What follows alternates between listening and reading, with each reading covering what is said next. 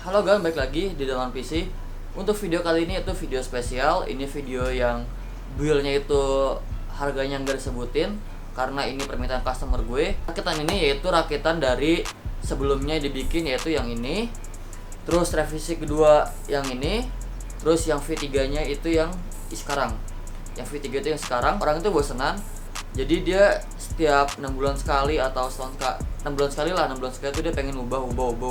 Untuk motherboardnya kita pakai Asus X399 Zenith Extreme, dan untuk prosesornya kita pakai Threadripper 2950X, dan untuk VGA-nya kita pakai masih yang VGA lama itu 1080 Ti 2 biji SLI. Jadi untuk build ini adalah build-nya selera dia, maunya dia seperti itu. Jadi gue hanya sebagai pembuild yang menyarukan dari selera dia ke PC itu. Jadi ya percuma juga lo komen mending pakai ini, mending pakai itu, mending pakai ini. Orangnya ini tuh orangnya nggak bisa lo gampang atur. Misalnya gue mending pakai ini, mending pakai ini, mending pakai ini. Dia nggak bisa. Dia kalau udah mau satu ya udah itu. Lo harus bisa dapetin apa yang dia mau. Di sistem ini itu nggak ada part watercooling yang nggak ada merek. Semua part watercooling sini ada merek.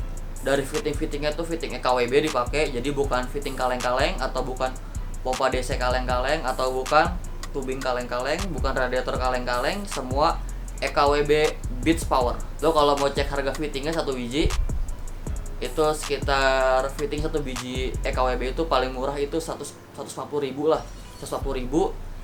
Di sini tuh hampir ada 50 fitting lebih, hampir 70-60 kali ya.